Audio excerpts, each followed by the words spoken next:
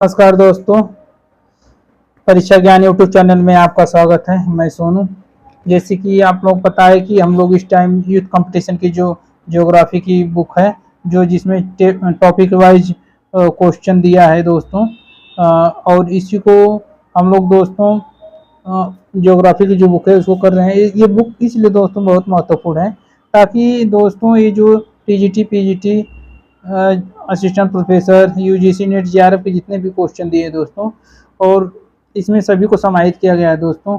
इसमें दोस्तों कम से कम 13,000 प्लस क्वेश्चन दिए गए हैं, और 13,000 प्लस क्वेश्चन दोस्तों बहुत ज़्यादा होते हैं। हाँ, तो एग्ज़ाम में दोस्तों काफ़ी इस बुक से काफ़ी हेल्पफुल मिलेगी। और ये दोस्तों ये बुक इसलिए भी इम्पोर्टेंट है क्योंकि जितने भी अदर स्टेट हैं, सभी स्टेट के जितने भी एग्ज़ाम हुए हैं शिक्षक से संबंधित, सभी को समाहित किया गया है दोस्तों। ठीक है, तो दोस्तों आइए हम लोग आज स्थल मंडल का भाग 5 करेंगे। और दोस्तों अगर चैनल पे नए हैं तो चैनल को सब्सक्राइब भी कर लें। ठीक है दोस्तों, आइए दोस्तों क्वेश्चन नंबर 126 करते हैं। ठीक है दोस्तों, दिया है पातालिक आग्नेय शैल का निर्माण उस स्थिति में होता है जब ऑप्शन ए मैग्मा धरातल के ऊपर आकर ठंडा होकर ठोस रूप धारण कर लेता है। ऑप्शन बी मैग्मा धरातलीय अवरोधों के कारण दरारों, छिद्रों एवं नली में आकर जमकर ठोस रूप धारण कर लेता है। ऑप्शन सी मैग्मा पृथ्वी की अधिक गहराई में ठंडा होकर ठोस रूप धारण कर लेता है। उपरोक्त सभी, डी उपरोक्त सभी। ठीक है दोस्तों, तो आइए दोस्तों इसका ऑप्शन नंबर सी सही है। ठीक, ऑप्शन नंबर सी सही है कि पातालिक आग्नेय शैल का निर्माण उस स्थिति में होता है जब दोस्तों पातालिक आग्नेय शैल मतलब दोस्तों चट्टान का निर्माण कब होता है। इसका मतलब दोस्तों मैग्मा पृथ्वी की अधिक गहराई में ठंडा होकर ठोस रूप धारण कर लेता है। ठीक है दोस्तों, जैसे दोस्तों नाम से ही पता चल रहा है पातालिक, तो पातालिक मतलब दोस्तों बहुत ही अंदर। ठीक है, तो मैग्मा जब पृथ्वी की अधिक गहराई में ठंडा होकर ठोस रूप धारण कर लेता है, ठीक, उसी को पातालिक आग्नेय चट्टान कहते हैं। ठीक है दोस्तों, आइए दोस्तों इसकी हम लोग व्याख्या देखते हैं।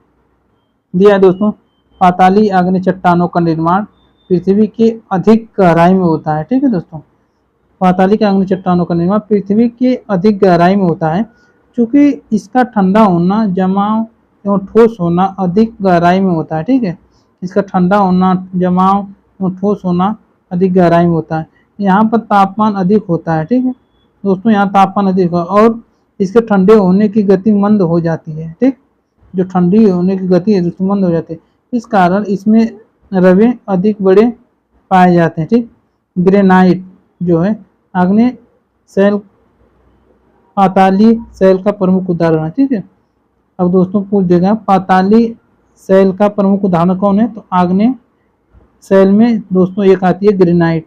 ठीक है, तो आग्नेय शैल पातालिक शैल का प्रमुख उदाहरण है कौन, ग्रेनाइट। ठीक है दोस्तों, तो दोस्तों क्वेश्चन ऐसे पूछेगा कि पातालिक शैल का प्रमुख उदाहरण कौन सा है। पातालिक शैल का प्रमुख उदाहरण कौन सा है, तो पातालिक शैल का प्रमुख उदाहरण दोस्तों ग्रेनाइट है। तो ग्रेनाइट जो है दोस्तों ये पृथ्वी के काफी अंदर पाया जाता है। ठीक है दोस्तों, ठीक है, आइए दोस्तों हम लोग क्वेश्चन नंबर 127 देखते हैं। निम्न में से कौन सा समूह आग्नेय शैलों का रूपांतरित रूप है। मतलब ये आग्नेय शैल है दोस्तों, इसका रूपांतरित रूप क्या है। ठीक है दोस्तों, तो दोस्तों दिया है क्वेश्चन ए, क्वेश्चन 127 का ऑप्शन है क्वार्जाइट, पाइलाइट, संगमरमर। ठीक, ऑप्शन बी सेल स्लेट चूना पत्थर। Option C serpentine gneiss schist. Option D gabbro basalt rhyolite. ठीक है दोस्तों, तो दोस्तों ये पूछ रहा है आग्नेय शैलों का रूपांतरित रूप, जो समूह दिया है इसमें दोस्तों, तो आग्नेय शैल से जो रूपांतरित होकर जो बनेगी दोस्तों उसको वो कौन सा इसमें ऑप्शन सही है, तो दोस्तों इसमें ऑप्शन सी सही है, सर्पेंट। ठीक है, जैसे दिया सर्पेंटाइन नीस सिस्ट। ठीक है दोस्तों, तो ऑप्शन सी सही है दोस्तों। आइए दोस्तों इसकी हम लोग व्याख्या देखते हैं। दिया है दोस्तों गैब्रो से सर्पेंटाइन बनेगा। ठीक है दोस्तों, जो गैब्रो है ये आग्नेय शैल है, इससे सर्पेंटाइन बनेगा। ठीक, जो नीस है दोस्तों, इससे ग्रेनाइट है उससे नीस बनता है। ग्रेनाइट का रूपांतरण किस में हो जाता है? नीस में, नीस। ठीक है दोस्तों। अब बेसाल्ट जो है, बेसाल्ट का रूपांतरण किस में हो जाता है दोस्तों? सिस्ट में होता है। ठीक है, बेसाल्ट असिस्ट स अट। ठीक है दोस्तों, ऐसे इसको आप चाहेंगे तो मैच कर सकते हैं। आग्नेय शैल का रूपांतरित समूह है। ठीक है दोस्तों। तो दोस्तों आइए क्वेश्चन नंबर 128 देखते हैं। कह रहा है कि दिल्ली के लाल किले में किस चट्टान का उपयोग किया गया है? जो दिल्ली का लाल किला है दोस्तों, किस चट्टान का उपयोग किया गया है? तो दोस्तों संगमरमर का, ऑप्शन ए, ऑप्शन बी बलुआ पत्थर, ऑप्शन सी ग्लिल्ड, ऑप्शन सी चूना पत्थर। तो दोस्तों दिल्ली का जो लाल किला है दोस्तों, इसमें बलुआ पत्थर का उपयोग किया गया है। ठीक है दोस्तों, लाल किले में बलुआ पत्थर का उपयोग किया गया है। ठीक है, आइए दोस्तों इसके हम लोग व्याख्या देखते हैं।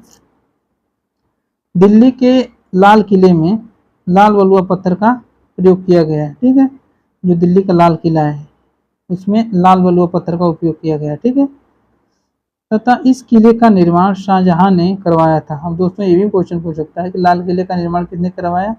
शाहजहां ने करवाया। ये इतिहास में क्वेश्चन पूछेगा। या दोस्तों जो LT ग्रेड की वैकेंसी है, जो उसमें दोस्तों 30 नंबर GS का होगा, उसमें भी ये दोस्तों पूछ सकता है।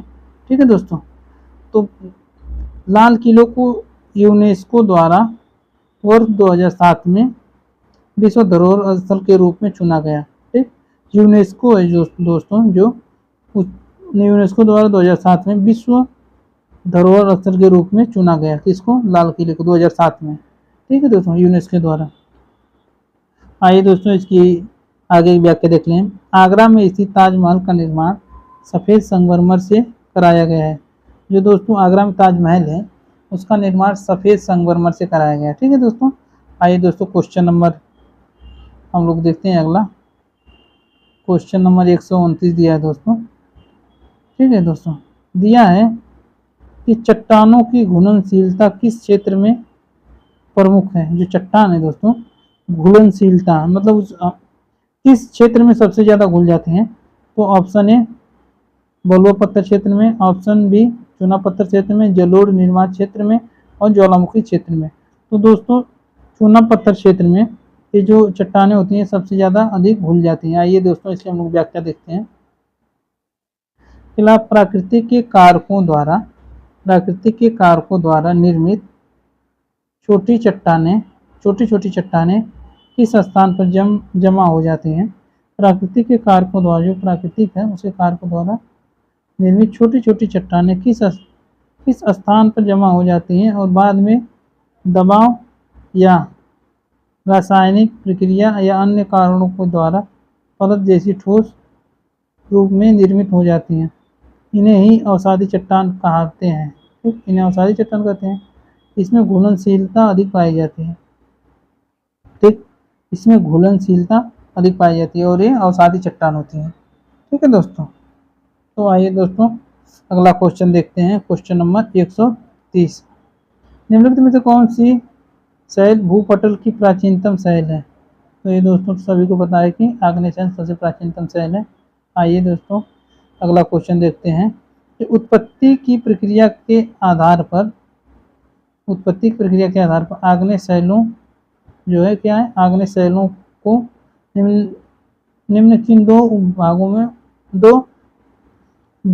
विभागों में विभाजित किया जाता है। ठीक है दोस्तों, दो भागों में आग्नेय शैलों को बांटा जाता है दोस्तों। ठीक, एक दोस्तों अंतर्वेदी होती है और एक बहिर्वेदी होती है। ठीक है दोस्तों, तो ऑप्शन ए सही है दोस्तों। ठीक, अंतर्वेदी और बहिर्वेदी। ठीक है, आइए दोस्तों आगे बढ़ने की जरूरत नहीं, इसकी व्याख्या हम लोग देख लेते हैं। दिया है दोस्तों, उत्पत्ति के आधार पर आग्नेय चट्टानों को दो भागों में अंतर्वेदी और बहिर्वेदी में विभाजित किया गया। ठीक है, ज्वालामुखी उद्गार के समय भूगर्भ से निकलने वाला लावा। ठीक, जब ज्वालामुखी उद्गार होता है तो उसके मुंह से जब लावा निकलता है, धरातल पर आकर ठंडा हो जाने के पश्चात आग्नेय चट्टानों में परिवर्तित हो जाता है। ठीक, आग्नेय चट्टान परिवर्तित हो जाता है तो इसे बहिर्वेदी कहा जाता है। जब ये बाहर आके जम जाएगा तो बहिर्वेदी कहेंगे। और दोस्तों इसके विपरीत जब ऊपर उठता हुआ मैग्मा धरातल की सतह पर निकलने से पहले ही जमीन के अंदर ही ठंडा होकर जम जाता है, उसे अंतर्वेदी चट्टान कहते हैं। बहुत सिंपल सी बात है दोस्तों।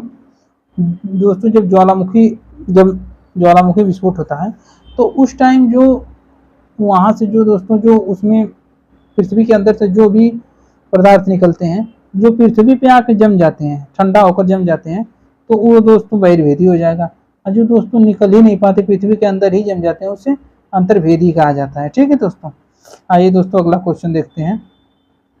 कह रहा कोयला, ठीक, कोयला और खनिज तेल किस प्रकार के चट्टानों में पाया जाता है? तो दोस्तों ये तो सभी को पता है कि कोयला और खनिज तेल औषधि प्रकार की चट्टानों में पाया जाता है। ठीक है, ऑप्शन बी सही है दोस्तों, औषधि प्रकार की चट्टानों में कोयला और खनिज तेल प्रकार की चट्टानों में पाया जाता है। ठीक है दोस्तों, आइए दोस्तों इसकी हम लोग व्याख्या देखते हैं। कह रहा है खनिज तेल की प्राप्ति अनुकूल गुंबदाकार संरचना वाली मध्यजीवी कल्प की औषधि सेलों में ही संभव होती है। ठीक, खनिज तेल की प्राप्ति अनुकूल गुंबदाकार संरचना वाली मध्यजीवी कल्प की औषधि सेलों के में ही संभव होती है। बालू और चूना की औषधि सेलों में तेल उसी तरह विद्यमान रहता है जैसे स्पंज में जल। ठीक, स्पंज में जल। खनिज तेल हाइड्रोकार्बन यौगिक मिश्रण होता है। ठीक, खनिज तेल हाइड्रोकार्बन यौगिक मिश्रण होता है। करोड़ों वर्षों की अवधि में औषधि एवं जीवों की बड़ी मात्रा में कीचड़, मिट्टी, बालू आदि में दबे रहने और उन गर्मी, दबाव, रासायनिक प्रभाव, जीवाणु और रेडियो सक्रियता आदि क्रियाओं के फलस्वरूप खनिजों तेलों की उत्पत्ति होती है। ठीक है दोस्तों, तो दोस्तों बस इतना आप लोगों को याद रखना है कि कोयला और खनिज तेल औषधि चट्टान में पाया जाता है और ये औषधि चट्टान में जीवाश्म पाए जाते हैं, जीवाश्म इसमें पाए जाते हैं। ठीक है दोस्तों, ठीक है, इसलिए ही इसमें कोयला और खनिज पाए जाते हैं, तेल इसी में से निकाला जाता है। ठीक है दोस्तों, आइए दोस्तों क्वेश्चन नंबर 135 देखते हैं। निम्नलिखित में से कौन सी कायांतरी चट्टान नहीं है? कायांतरी चट्टान नहीं है मतलब रूपांतरित चट्टान नहीं है। तो दोस्तों कॉर्जाइट ये भी है दोस्तों, संगमरमर भी है दोस्तों और स्लेट भी है दोस्तों, लेकिन ग्रेनाइट दोस्तों नहीं है, क्योंकि ग्रेनाइट के रूपांतरण से निश बनता है। ठीक, ग्रेनाइट के रूपांतरण से निश का होता है, तो ये नहीं है। ऑप्शन नंबर सी सही है दोस्तों, कायांतरी चट्टान नहीं है, ग्रेनाइट नहीं है, ऑप्शन नंबर सी सही है। आइए दोस्तों इसकी व्याख्या हम लोग देखते हैं। कह रहा है ग्रेनाइट आग्नेय चट्टान का उदाहरण है। ठीक, पहला क्वेश्चन हो गया दोस्तों कि ग्रेनाइट किसका उदाहरण है? आग्नेय चट्टान तथा अन्य सभी रूपांतरित चट्टानों के उदाहरण है। ठीक, जो और ऑप्शन दिया है जैसे स्लेट, क्वार्टजाइट, संगमरमर। ठीक है दोस्तों, तो बालू का पत्थर से दोस्तों क्वार्टजाइट का रूपांतरण होता है। आइए दोस्तों इसमें हम लोग देखते हैं। कायांतरित या परिवर्तित शैल पदार्थ शैल तथा आग्नेय शैल में अधिक ताप, दाब, ऊष्मा एवं रासायनिक क्रियाओं के प्रभाव के फलस्वरूप रूपांतरित शैलों का निर्माण होता है। रूपांतरण की क्रिया के दौरान चट्टान का संगठन तथा रूप बदल जाता है, परंतु चट्टान में किसी भी प्रकार का विघटन एवं वियोजन नहीं होता है। ठीक है दोस्तों, किसी प्रकार का विघटन या वियोजन तो नहीं होगा, लेकिन रूप इसका बदल जाता है दोस्तों, ताप में, अधिक दाब में, ऊष्मा में, रासायनिक क्रियाओं के होते हैं। ठीक है दोस्तों, आइए दोस्तों अगला क्वेश्चन देखते हैं। कह रहा है दोस्तों हीरा एक कायांतरी चट्टान है। क्या है? हीरा एक कायांतरी चट्टान है। इसका मूल रूप क्या है? ठीक, बलुआ पत्थर है ऑप्शन ए, ऑप्शन बी नीस है, ऑप्शन सी इनमें से कोई नहीं है, ऑप्शन डी, ऑप्शन सी कोयला है। ठीक है, तो दोस्तों हीरा एक कायांतरी चट्टान है, तो ऑप्शन नंबर सी सही है दोस्तों, कोयला। ठीक है दोस्तों, ऑप्शन नंबर सी सही है, कोयला हीरा है। आइए दोस्तों इसकी हम लोग व्याख्या देखते हैं। कह रहा है दोस्तों कायांतरित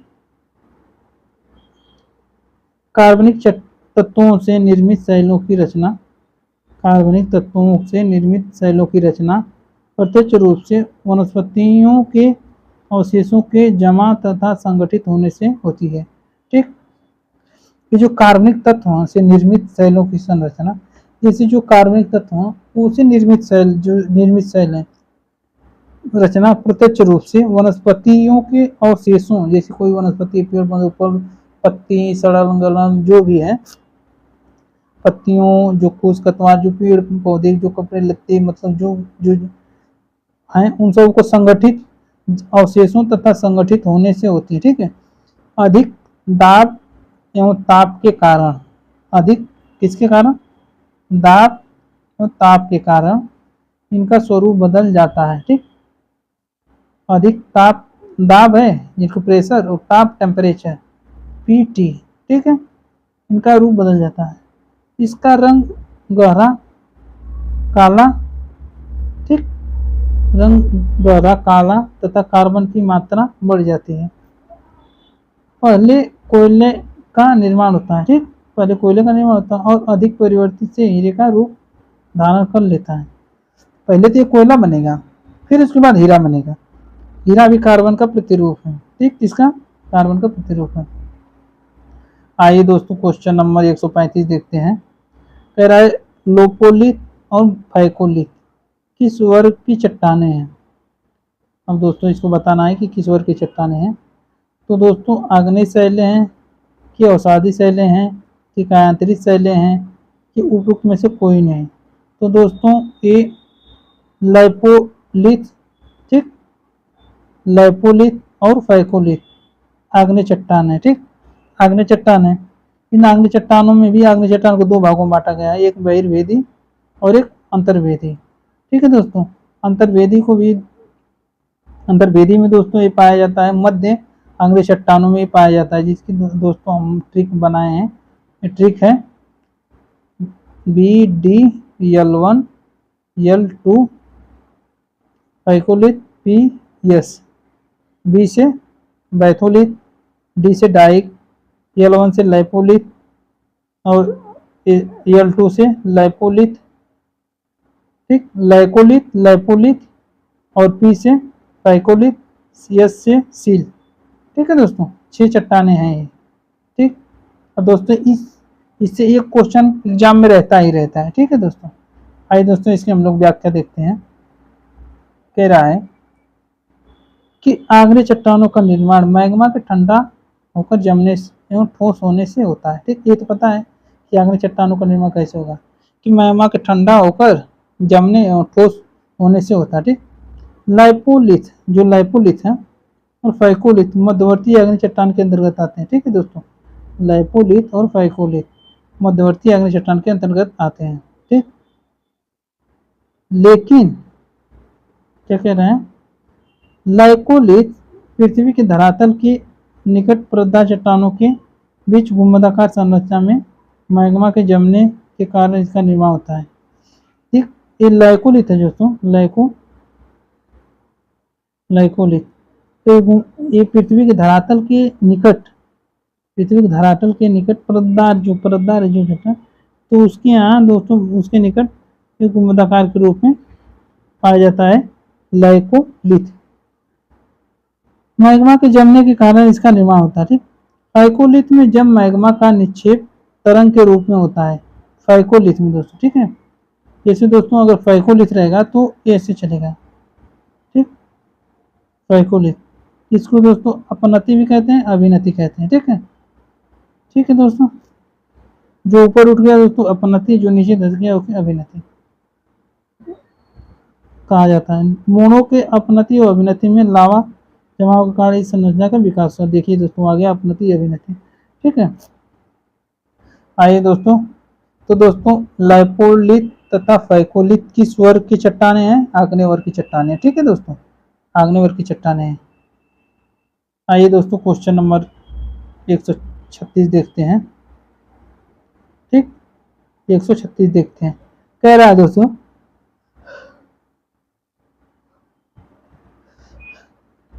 भूस्खलन से संबंधित है, भूस्खलन से संबंधित है दोस्तों। भूस्खलन से संबंधित दोस्तों क्या है, आइए दोस्तों इसके हम लोग ऑप्शन दिया है। वृश्चिक शैल कौन क्या कह रहा है दोस्तों, वृश्चिक शैल खंडों के ढलुआ गति से जो सामान्य दृष्टिगोचर नहीं है। ठीक, और दोस्तों अधिक शैल या भूमि मलबे के तुलना रूप से शुष्क क्या कह रहे हैं, शुष्क पुंज को तुरंत अवगम्य संचलन या गति। ऑप्शन सी कह रहा है जल संतृप्त सैल मलबे को धीमे से बहुत तेज गति। ऑप्शन डी कह रहा है जल से संतृप्त सैल मलबे के धीमे प्रवाही ढलुआ पुंज। ठीक है दोस्तों, तो दोस्तों इसका ऑप्शन नंबर बी सही है। धरातल सैल या भूमिज मलबे के तुलनात्मक रूप से शुष्क पुंज को द्रुत अवगम्य संचलन। ठीक है, तो भूस्खलन से संबंधित है दोस्तों। ऑप्शन नंबर ऑप्शन बी सही है। ठीक है दोस्तों, आइए दोस्तों ये यूजीसी नेट जीआरएफ में आया है दोस्तों 2012 में। आइए दोस्तों इसकी लोग हम व्याख्या देखते हैं क्या कह रहा है। कह रहा है दोस्तों अपशिष्ट सैल यानी कि जो अपशिष्ट बचा होता है कि स्थानांतरण या द्रव्यमान संचलन के सभी प्रकार के मृदा या हिम सहित सामूहिक रूप को भूमिस्खलन कहते हैं। ठीक है, भूमिस्खलन की तीव्रता तथा आकार, भूगर्भिक संरचना, भूमि का ढाल, चट्टानों के झुकाव का कोण, चट्टानों की प्रकृति तथा मानवीय हस्तक्षेप पर निर्भर करती है। ठीक, चट्टानों के झुकाव का कोण चट्टानों की प्रकृति तथा मानवीय हस्तक्षेप पर निर्भर करती है। ठीक है दोस्तों, तो इसका ऑप्शन नंबर बी सही हो जाएगा दोस्तों। ठीक, आइए दोस्तों क्वेश्चन नंबर 137 देखते हैं। कह रहा है नीचे दो कथन दिए गए हैं, एक को अभिकथन ए और दूसरे को कारण आर के रूप में दिया गया है। नीचे दिए गए कोटों में से सही उत्तर चुनिए। ठीक है दोस्तों, कह रहा है चट्टानों की गहराई तक रासायनिक क्षरण ठीक आर्द्र उष्णकटिबंधीय क्षेत्र के प्रमुख लक्षणों में से एक है। ठीक, चट्टानों की गहराई तक रासायनिक क्षरण आर्द्र उष्ण कटिबंधीय क्षेत्रों के मुख्य लक्षणों में से एक है। ठीक है, ऑप्शन कथन दिया है आर। कथन तो हो गया, अभी कथन कारण देखते हैं दोस्तों। रासायनिक अपचय की तीव्रता अधिक हद तक जल की प्रचुरता एवं उच्च वायु तापमान पर निर्भर करती है। तो दोस्तों आइए दोस्तों इसके हम लोग ऑप्शन देखते हैं कौन सही है। तो दोस्तों ऑप्शन नंबर ए ही सही है इसका। ठीक है दोस्तों, इसका ऑप्शन नंबर ए सही है कि ऑप्शन ए बी दोनों सही है और व्याख्या सही करता है। आइए दोस्तों इसकी हम लोग व्याख्या देखते हैं। इसकी व्याख्या दिया है दोस्तों, चट्टानों की गहराई तक रासायनिक क्षरण आर्द्र उष्ण कटिबंधीय क्षेत्रों के प्रमुख लक्षणों में से एक है। ठीक है, चट्टानों की गहराई तक रासायनिक क्षरण आर्द्र उष्ण कटिबंधीय क्षेत्रों के प्रमुख लक्षणों में से एक है। ठीक, प्रमुख लक्षणों में से एक है क्योंकि रासायनिक अपक्षय की तीव्रता काफी हद तक जल की प्रचुरता और उच्च वायु तापमान पर निर्भर करती है। प्रचुरता और उच्च वायु तापमान पर निर्भर करती है। ठीक है दोस्तों, रासायनिक अपक्षय के लिए जल एक प्रमुख प्रभावी सक्रिय कारक होता है। ठीक, जल एक प्रमुख प्रभावी सक्रिय कारक होता है। कब? रासायनिक अपक्षय के लिए। जब रासायनिक अपक्षय के लिए जल एक प्रमुख प्रभावी सक्रिय कारक होता है। ठीक है, जल। आइए दोस्तों क्वेश्चन नंबर 138 देखते हैं। कह रहा निम्नलिखित सेलों पर विचार कीजिए। ठीक, इसमें अवसादी सेल के बारे में दोस्तों ये बताया है। ये परतदार होती है, ये तो सही है। इसमें जीवाश्म होते हैं, ये भी सही है। ये वाहित सेल होते हैं। ठीक, ये जल निकायों में बनती हैं। ठीक है दोस्तों, तो ये जल निकायों में बनती है दोस्तों। आइए दोस्तों इसको हम लोग वो देखते हैं कि ये ऑप्शन ये परतदार होती है। ठीक, ये जीवाश्म होती है, तो दो तो सही है। ये वाहित सेल होते हैं, ये भी सही है। ये जल निकायों से बनती हैं, ये भी सही है। ठीक है दोस्तों, ऑप्शन नंबर डी सही है दोस्तों, चारों सही है। आइए दोस्तों इसकी व्याख्या हम लोग देखेंगे तब समझ में आ जाएगा। थोड़ा मोड़ा ये काम मिस्टेक हो रहा है। ठीक, कह रहा है अवसादी सेलों का निर्माण चट्टान चूर्ण तथा जीवाश्मों एवं वनस्पतियों के समूहन से होता है। ठीक, यही कारण है कि अवसादी सेलों में जीवावशेष पाए जाते हैं। कहाँ? अवसादी जीवावशेष पाए जाते हैं। अवसादी सेलों में परतें पाई जाती है, ये भी सही है, परंतु यह सेल रवेदार नहीं होती है। अवसादी सेल रवेदार नहीं होती है। ठीक। अवसादी चट्टानों की विशेषताएं उनमें संधियों तथा जोड़ों को पाया जाता है। ठीक है, कह रहा है अवसादी चट्टानों की विशेषता क्या है? उनमें संधियों तथा जोड़ों का पाया जाना। संधियों तथा जोड़ों, संधि मतलब जोड़ना और जोड़ो दोनों पाया जाता है। ठीक है दोस्तों, आइए दोस्तों अगला क्वेश्चन देखते हैं। क्वेश्चन नंबर 139, निम्नलिखित में से कौन सी प्रक्रिया कार्बन के अवसादी कार्बन भंडार से निर्मुक्त में सहायक नहीं है? निम्नलिखित में से कौन सी प्रक्रिया कार्बन के कार्बन भंडार से निर्मुक्त में सहायक नहीं है? ठीक है, तो आइए दोस्तों इसकी हम लोग ऑप्शन ए जीवाश्म ईंधन का दहन, ठीक, सेलों का अपरदन, option B, option C cell संरचनाओं का वलन, ऑप्शन डी ज्वालामुखीयता। तो दोस्तों कह रहा है, आइए एक बार क्वेश्चन को और देखते हैं दोस्तों क्या कह रहा है कि निम्नलिखित में से कौन सी प्रक्रिया कार्बन के अवसादी, कौन ऐसी प्रक्रिया है जो कार्बन के अवसादी कार्बन भंडार से निर्मुक्त में सहायक नहीं है? ठीक है, तो सेल संरचनाओं का वलन, ऑप्शन सी सही नहीं है दोस्तों। आइए दोस्तों इसकी हम लोग व्याख्या देखते हैं। कह रहा है सेल संरचनाओं का वलन ऐसी प्रक्रिया है, जो सेल है वलन ऐसी प्रक्रिया है जिसमें कार्बन के अवसादी कार्बन भंडार से निर्मुक्ति में सहायक नहीं होती है। ठीक, निर्मुक्ति में सहायक नहीं होती है, जबकि ज्वालामुखीयता सेलों का अपरदन, जीवाश्म ईंधन का दहन आदि ऐसी प्रक्रिया हैं जिसमें कार्बन के अवसादी कार्बन भंडार से निर्मुक्त में सहायक होते हैं। ठीक है दोस्तों, तो कह रहा है निम्नलिखित में से कौन सी प्रक्रिया कार्बन के अवसादी कार्बन भंडार से निर्मुक्त में सहायक नहीं है? तो ये सेल संरचनाओं का वलन, ये नहीं है, बाकी सभी हैं दोस्तों। आइए दोस्तों क्वेश्चन नंबर 140 देखते हैं। कह रहा है टार्स की उत्पत्ति किस चट्टान में बहुतायत होती है? टार्स, तो दोस्तों ऑप्शन ए सही है अवसादी, ऑप्शन डी बी सही है आग्नेय, या ऑप्शन सी सही है कायांतरित, या ऑप्शन डी सही है इनमें से कोई नहीं। तो दोस्तों इसका ऑप्शन नंबर बी सही है आग्नेय। ठीक, टार्स की उत्पत्ति किस चट्टान में बहुतायत होती है? तो टार्स की उत्पत्ति जो होती है आग्नेय चट्टान में सबसे ज़्यादा होती है टार्स की। ठीक, टार्स की उत्पत्ति आग्नेय चट्टान में। ठीक है, आइए दोस्तों क्वेश्चन नंबर 140 की व्याख्या हम लोग देखते हैं क्या कह रहा है। ठीक है, कह रहा है दोस्तों परतदार कमजोर सेलों में जब लावा का प्रवेश होता है, जब परतदार कमजोर सेलों में जब लावा का प्रवेश होता है तो गुंबद के आकार का होता है। किसकी गुंबद कह रहा है?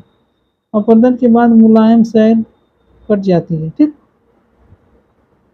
तथा अपेक्षाकृत अवरोधक सेल भाग लंबे एवं सक्रिय कटक में बदल जाते हैं। ठीक है, इस प्रकार के बने अस्तर रूप टार क्वेस्टा, ठीक, टार अधिकतर आग्नेय सेलों में अवशेष भाग है। ठीक, टार का अधिकतर आग्नेय सेलों में अवशेष है।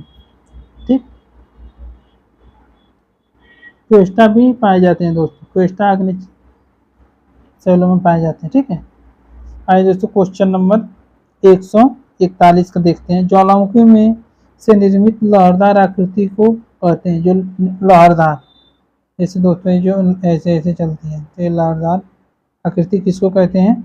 लाइकोलिथ, ऑप्शन ये सही है laccolith, option B phacolith, option C lopolith, option D batholith. ठीक, तो दोस्तों क्वेश्चन नंबर 141 का ज्वालामुखी से निर्मित लहरदार आकृति किसकी बनती है? तो फाइकोलिथ की बनती है दोस्तों। ठीक है, आइए दोस्तों इसकी हम लोग व्याख्या देखते हैं। कह रहा है दोस्तों, जब मैग्मा का निक्षेप तरंगों के रूप में होता है, तरंग के रूप में, तो उसे फाइकोलिथ कहा जाता है। ठीक, मोड़ों की अपनति या अभिनति, एंटीक्लाइन या सिंक्लाइन में लावा के जमाव के स्वरूप इस संरचना का विकास होता है। ठीक, तो जब दोस्तों लावा लहरदार रूप में हो जाता है ऊपर नीचे, तो जो ऊपर वाला भाग होता है दोस्तों अपनति होता है, जो नीचे वाला है उसको अभिनति कहते हैं। ठीक है दोस्तों। ठीक, तो आइए दोस्तों हम लोग क्वेश्चन नंबर 142 देखते हैं।